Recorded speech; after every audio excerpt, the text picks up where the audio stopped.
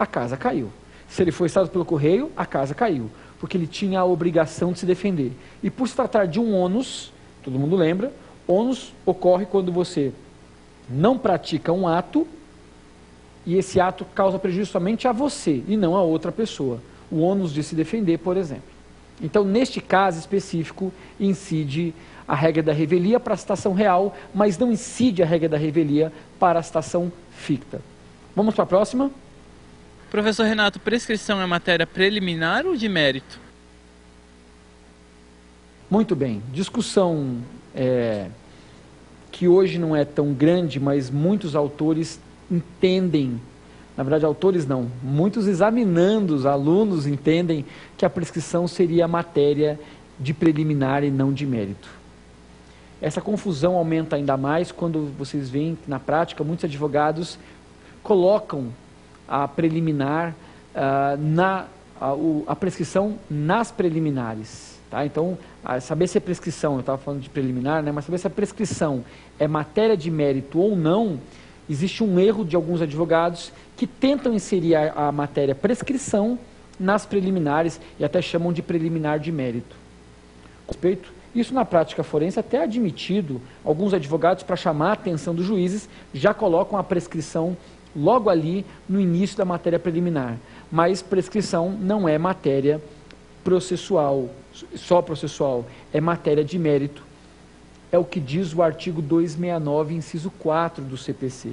Então é muito importante que vocês saibam que prescrição é matéria de mérito.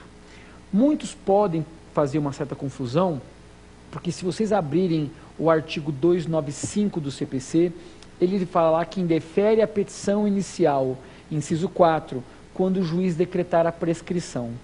E todo mundo sabe que o indeferimento da petição inicial, à luz do artigo 267, inciso 1 do CPC, gera extinção do processo sem mérito.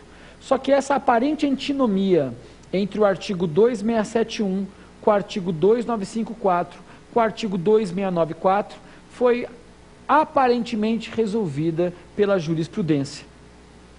E se entendeu, efetivamente, que a prescrição é matéria de mérito. Por quê? Porque de uma forma oblíqua, ela resolveu o conflito.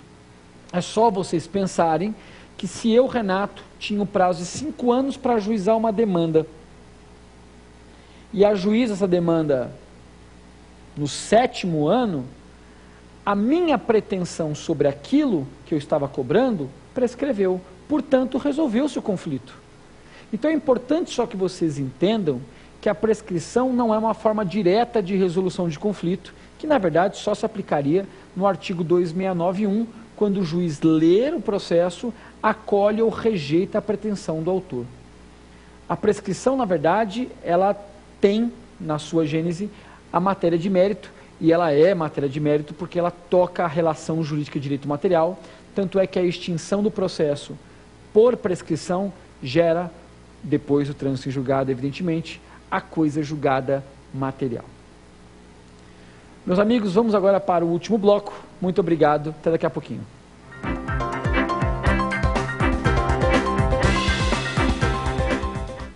Muito bem, amigos, muito bem, amigas, vamos aí para o terceiro e último bloco, X da questão. X da questão, como vocês bem sabem, tem a finalidade, nós trazemos questões que foram perguntadas em exames, concursos públicos e questionamentos aí de todo o país, provas anteriores, para que a gente possa colocar em prática aquilo que a gente aprendeu. Também o X da questão tem por finalidade complementar a matéria que nós havíamos enfrentado nos módulos anteriores. Então vamos começar a fazer da primeira questão, uma questão da OAB, e vamos vê-la aqui. O momento processual adequado para ser examinada pelo julgador questão envolvendo ilegitimidade das partes será: 1. Eu vou ler todas para vocês, depois a gente vai falar item por item qual que seria a mais adequada. Quando do despacho da petição inicial. 2. No despacho saneador. 3. No despacho saneador ou na sentença. 4. Quando do julgamento do recurso. Muito bem. Primeira consideração a fazer de ordem prática. Despacho saneador não seria a expressão mais correta, para chamar essa decisão, porque na verdade, se o saneador pode causar prejuízo às partes, evidentemente que isso é uma decisão saneadora e não um despacho. Mas aqui nós vamos ter que entrar num ponto importante da matéria. Ilegitimidade de parte, e aqui eu quero fazer uma consideração em relação àquilo que evidentemente o examinador perguntou para vocês e aquilo que você também tem que levar em consideração para um eventual concurso. Ilegitimidade de parte consiste numa das condições da ação, conforme artigo 3º e artigo 267, inciso 6 do CPC. Sendo considerada a ilegitimidade de parte condição da ação, a lei autoriza que essa condição possa ser verificada a qualquer tempo e grau de jurisdição. É o que se depreende dos artigos 267, parágrafo 3º, e 301, parágrafo 4º do CPC. Então, o que acontece? Não existe uma preclusão para essa matéria, porque a ilegitimidade ela pode ser verificada em primeiro grau de jurisdição, em segundo grau de jurisdição e em sede recursal. Então, vamos voltar para a questão, vamos rolar a barra um pouquinho e ir lá para as alternativas. Então, se vocês verificarem aqui comigo as alternativas, vocês vão verificar que para o exame é bem provável que a resposta correta seja a C, porque 1, 2, 3 e 4 são corretas. Por quê? Vamos voltar para a tela de cima? Porque, olha só, do despacho da petição inicial, o juiz pode verificar o controle de admissibilidade da petição inicial? É perfeitamente possível e é recomendável que o juiz faça nesse momento, quando do despacho da petição inicial. Tanto é que se o juiz indeferir a petição inicial, verificar que a parte é ilegítima, quando ele indefere a petição inicial, cabe à parte, evidentemente, a apelação, sendo facultado ao juiz se retratar em 48 horas. Então, o inciso 1, na verdade, os 4, nós vimos lá que todas as alternativas estão corretas, mas para fins e efeitos práticos, é recomendável que o juiz verifique a ilegitimidade logo no início do processo. Vamos voltar para lá? 2, no despacho saneador, o que é perfeitamente possível após o réu se defender, e o réu pode ter alegado a ilegitimidade de parte em preliminar de contestação, nós vimos isso, matéria processual, artigo 301, inciso 10 do CPC, então no despacho saneador o juiz pode fazer isso. Vamos voltar para cá?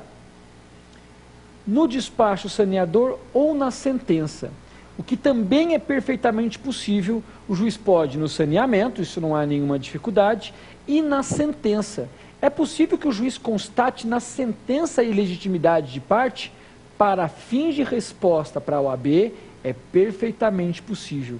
Então o juiz poderá, no caso concreto, verificar se na sentença preenche, se não, esses requisitos, o requisito da ilegitimidade especificamente. E quando do julgamento do recurso? Como nós vimos, essa matéria não preclui e, portanto, ela pode ser verificada a qualquer tempo e grau de jurisdição. Não haveria dificuldade na minha explicação se não fosse um pequeno problema. Esta teoria que nós estamos falando, que diz que legitimidade de parte é condição da ação, é a teoria adotada por Liebman, que chama teoria eclética.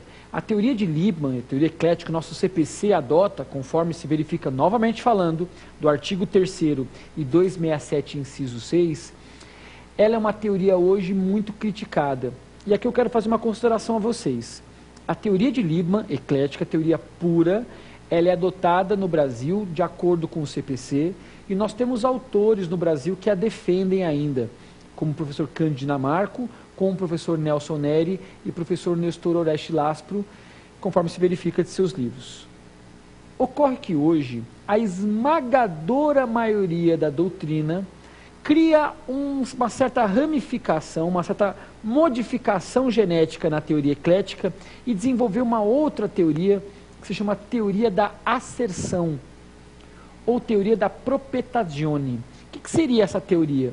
Seria o seguinte: o juiz só pode verificar as condições da ação da petição inicial até a citação do réu. Por que chama teoria da asserção? Porque o réu, o juiz, na verdade, se contentaria com aquilo que o autor asseverou, daí o nome teoria da asserção. Depois da citação do réu, todo